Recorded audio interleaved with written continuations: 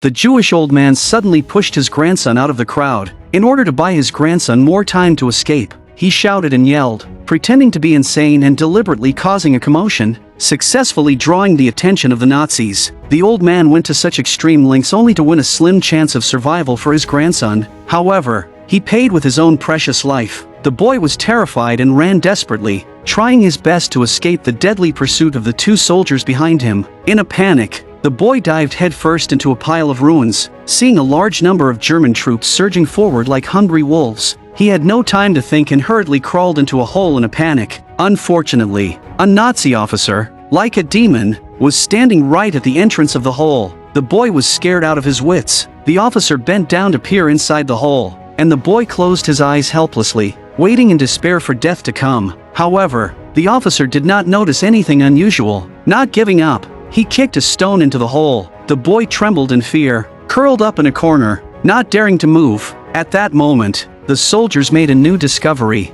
and only then did Alex narrowly escape disaster. However, his real suffering was just beginning. Frightened and uneasy, Alex didn't dare go anywhere, and as a displaced person, he had no place to stay. When he was unbearably thirsty, he could only drink the water seeping from underground pipes. The taste was disgusting and hard to swallow, but it was better than nothing. Ravenously hungry, Alex took advantage of the cover of night and quietly sneaked back home. He first found his little companion, the white mouse Snow. Then, with the help of Snow's keen sense of smell, he easily found the food hidden under the floorboards. However, before Alex had time to be happy, a figure suddenly leapt out from behind him and violently threw him far away. He himself was also badly frightened. The man was also a Jewish refugee, and despite Alex's desperate pleading, he coldly and ruthlessly took away all the food. Alex chased after him again, begging him to leave a little food. To his great surprise, not only did the man refuse, he even threw something at him.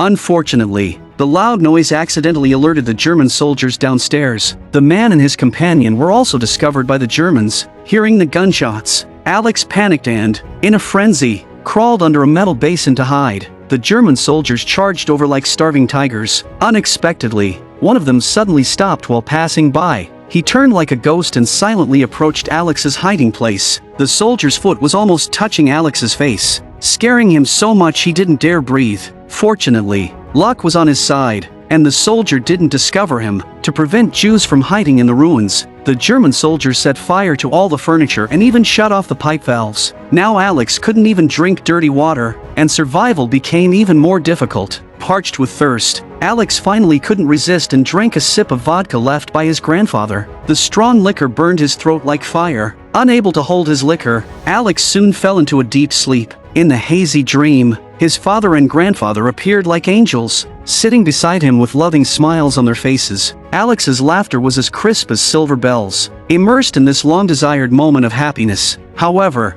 the beautiful dream was abruptly shattered as Alex suddenly woke up, realizing that all the joy had been nothing but an illusion. The next day, Alex was pleasantly surprised to discover a small water pool at a fracture on the third floor. His eyes lit up instantly, but climbing up to the third floor was no easy task. Suddenly, a brilliant idea flashed through his mind. Alex found a saw and cut through the stair railing posts. Late at night, he tiptoed into his grandfather's storage room, retrieved some ropes, and unexpectedly found two pulleys. Alex firmly tied wooden rods to the rope, cleverly making a soft ladder. Then he tied a stone to one end of the rope and threw it forcefully toward a protruding beam on the third floor. By luck, the rope landed perfectly and hung on it. Next, he tied the other end of the rope to the soft ladder and used all his strength to pull the ladder up to the third floor. Securing the other end of the rope tightly to the stone, Alex tugged on the ladder to make sure it was sturdy enough, then cautiously began climbing. However, the ladder swayed back and forth constantly, making it even harder for Alex to climb. He struggled with all his might and finally managed to reach the top. Looking down, all he saw were ruins and rubble. The sight filled him with fear. One wrong step could mean death or crippling injury. At the same time, it made him incredibly excited. Although the place was full of danger, compared to the dark and damp hole, it was clearly brighter and safer. Most importantly, there was clean, drinkable water here. Excited, Alex quickly packed up his belongings and couldn't wait to move into his new home. At last, Alex could finally sleep soundly. The next morning, he woke under the gentle touch of sunlight and was pleasantly surprised to find that his new home even had a small, delicate window. and the view outside was breathtaking. Alex eagerly took out his binoculars to get a closer look. He saw children playing joyfully, doctors working diligently, and a little girl focused on flower arranging. But never in his wildest dreams did Alex imagine that these people would one day become his saviors. The non-Jewish people outside lived orderly, routine lives. This made Alex feel a sense of loss. Still, he did not lose heart. He continued to hold on to his hope that one day, his father would come back to get him. Alex took out matches and stuck them onto the wire mesh to keep track of the passage of time. Fortunately, he had his little companion Snow with him, so he no longer felt lonely. The next day, Alex planned to add some decorations to his new home, but just as he was busy doing so, he suddenly saw through a mirror that a large group of German soldiers was approaching. In a panic, he dropped everything and fled. As the soldiers were about to break in, Alex quickly lowered the ladder and climbed frantically upward in a panic. Luckily, just a second before the Germans entered, Alex managed to pull the ladder back up and avoided being discovered. It turned out that a captured Jew had revealed the location of his companions hiding in the basement. At that moment, Alex accidentally touched the rope, and the ladder dangerously fell down at the worst possible time. Even worse, a Nazi officer was standing directly beneath the ladder. Alex tried desperately to pull the ladder back, but the rope was stuck in the pulley and wouldn't budge. He had no choice but to risk going down and manually loosen the jammed ladder. Just as the officer was about to notice him, the officer was suddenly called away by his adjutant. This timely distraction saved Alex from being discovered. After the soldiers left, Alex carefully made his way to the hideout of the recently captured Jews. To his surprise, the place was like a hidden paradise. The room was fully furnished, with all kinds of delicious food, and even had a shower facility. Alex joyfully took a refreshing shower and happily packed up the food to bring home. Unexpectedly, just as Alex left, the Germans returned. They surprisingly discovered that there was still fresh water in the shower. This clearly indicated that someone had just been there. To prevent any more Jews from hiding there, the Germans ordered the hideout to be blown up. During the massive explosion, Alex's little home trembled violently, as if it could collapse at any moment. After the Germans left, Alex finally breathed a sigh of relief and dared to come out. But just as he reached the doorway, gunshots suddenly rang out. Alex panicked and didn't have time to climb up the ladder, so he quickly hid inside a room. Two men rushed in with panicked expressions and quickly hid behind a pile of dirt. Moments later, a German soldier barged in, full of aggression. Unfortunately, the soldier soon discovered the two men. Alex pulled out the handgun his father had left him. He decided to save them, but his hands were shaking terribly, and the next moment, the magazine fell to the ground. Even more unexpectedly, the German soldier's gun jammed at that critical moment. Alex hurriedly picked up the magazine and reloaded the gun. He pointed the gun outward, closed his eyes, and fired wildly. Surprisingly, he accidentally shot and killed the German soldier. However, the loud gunfire attracted more enemies. They quickly hid themselves. As the German soldiers were about to enter, one of the men swiftly hid the soldier's body. It seemed that this time, their fate was sealed. Fortunately, the Germans did not notice anything unusual and hurried off to search the next building. They dragged the wounded man into Alex's small home and hid him there. It turned out that these two men were members of the Polish resistance. Having killed for the first time, Alex was filled with fear and guilt. Bursting into tears, the man comforted him, saying, "This is not your fault. War always brings pain and suffering, but we must face it with strength." Then, with a curious look, the man asked, "Why didn't you escape? Why are you still staying in this dangerous ruin?" Alex replied that he was waiting for his father. His eyes were full of hope. He firmly believed in his father's words that he would come back for him. Soon after, the man had to leave to complete an important mission, but he promised Alex that he would return as soon as possible. Before leaving, he asked Alex to take care of his wounded comrade. In addition, he told Alex an important secret: the tunnel below led to the safe zone on the other side. This news gave Alex and the wounded man a glimmer of hope. But that night, the wounded man suddenly cried out in agony. Alex was terrified and quickly tied a towel around the man's mouth to muffle his screams, fearing the noise might attract the enemy. The next day, the man's companions still hadn't returned, and his condition was getting worse. This made Alex extremely worried. While caring for the man, Alex accidentally found a roll of banknotes on him. Maybe he could use the money to ask the doctor across the way for help. That was indeed a good idea. Alex bravely crawled through the tunnel and successfully reached the safe zone on the other side. He secretly found the doctor and told him that his friend was sick and needed help.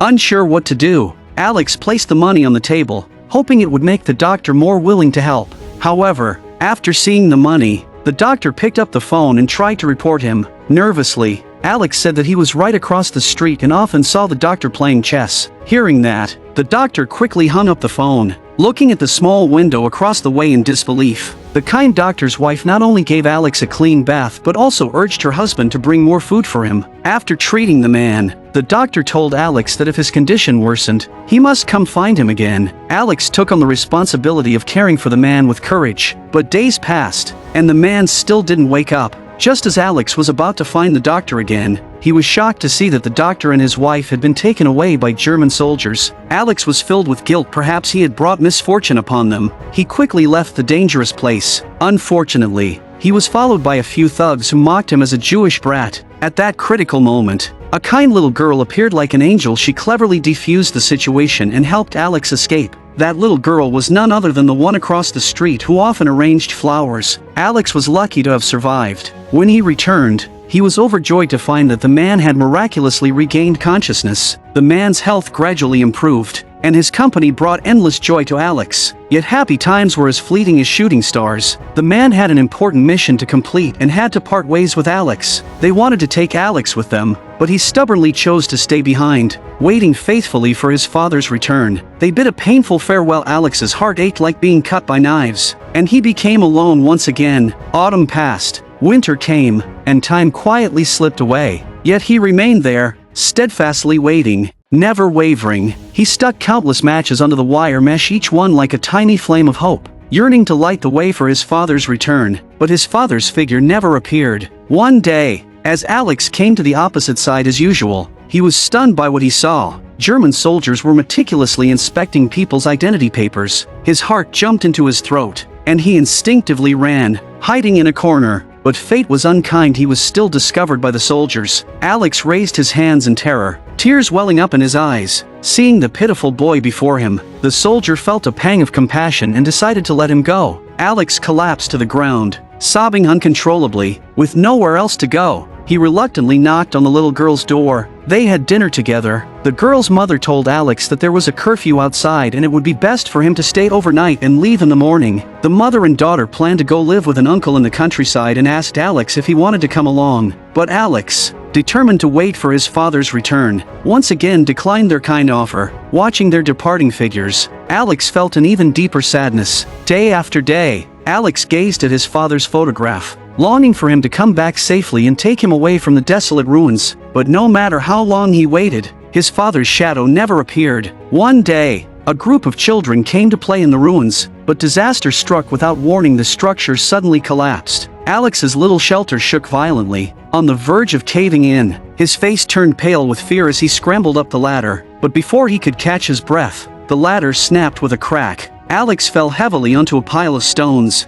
gritting his teeth in pain but not daring to cry, afraid someone might hear. When everyone was gone, Alex endured the pain and crawled back into the old tunnel. To his deepest sorrow, his little companion Snow had also left this world. Lonely and heartbroken, Alex cried in silence. Even worse, for the children's safety, people had sealed the door with bricks, trapping Alex inside the ruins. With a heavy heart, Alex buried his little friend. Then, in utter despair, he lit the matches stuck to the wire mesh. He lay quietly on the cold ground, his heart numb, waiting for death to come. Perhaps his father would never return to take him home. At that very moment, a foot suddenly kicked open the brick wall, and a man stepped inside. He knelt down on one knee and called out Alex's name with deep emotion. Hearing that familiar voice, Alex struggled to crawl out of the rubble and finally saw his father, the man he had been longing for day and night. The father's eyes widened in shock, unable to believe Alex was still alive. Alex stood frozen for a long moment before throwing himself into his father's warm embrace. Crying uncontrollably, father and son held each other tightly, weeping without words. I am a film enthusiast. Thank you for watching, and see you in the next episode.